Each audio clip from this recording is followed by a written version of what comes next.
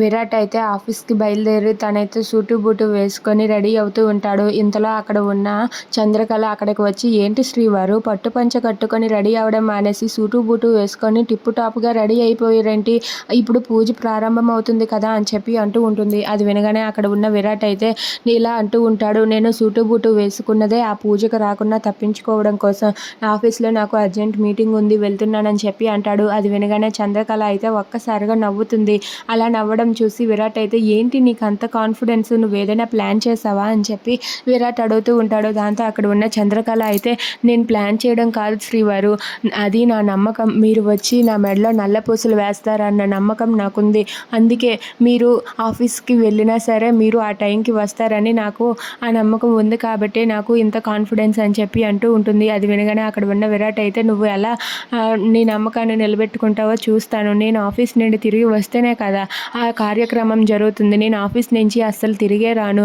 ఈ రోజంతా అక్కడే ఉండిపోతాను, మీటింగ్ ఉందని చెప్పి. ఇప్పుడు నువ్వేం చేస్తావో నేను చూస్తానని చెప్పి విరాట్ అనుకొని అక్కడి నుండి ఆఫీస్కి వెళ్ళిపోతాడు. ఇంతలో అక్కడ కిందన హాల్లో అయితే అందరూ కూడా పూజకి ఏర్పాట్లు చేస్తూ ఉంటారు. ఇక అక్కడ ఉన్న శ్యామల అయితే ద్వీపం వెలిగించి తనైతే పంతులు గారితో ఆ మంత్రాలు చదివిస్తూ ఉంటుంది. పంతులు గారు మంత్రాలు చదువుతూ ఉంటే ఇంతలో చంద్రకళ అయితే చీర కట్టుకుని మహాలక్ష్మిలా రెడీ అయ్యి కిందకి వస్తూ ఉంటుంది.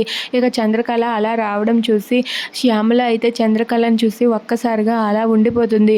అమ్మ, మహాలక్ష్మిలా ఉన్నావు, నా దిష్టే తగిలేట్టుగా ఉంది అని చెప్పి శ్యామల చంద్రకళకు దిష్టి తీసి తనకైతే ముద్దు పెడుతూ ఉంటుంది. అది చూసి జగదీశ్వరి అయితే చాలా సీరియస్గా చూస్తూ ఉంటుంది.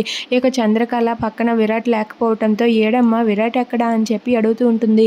దాంతో అక్కడ ఉన్న చంద్రకళ అయితే, ఈరోజు ఆఫీస్లో మీటింగ్ ఉందని పొద్దున్నే వెళ్ళిపోయారు అత్తయ్య అని చెప్పి అంటుంది. అది వినగానే శ్యామల ఒక్కసారిగా షాక్ అయిపోతుంది.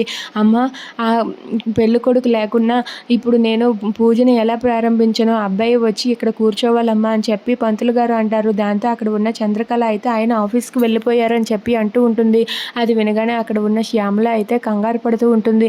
అసలు విరాట్ ఇలా ఎందుకు చేశాడని చెప్పి చాలా సీరియస్గా ఆలోచిస్తూ ఉంటుంది. ఇదంతా చూసి అక్కడ ఉన్న శృతి, శాలిని వాళ్ళ అమ్మ అయితే చాలా సంతోషిస్తారు.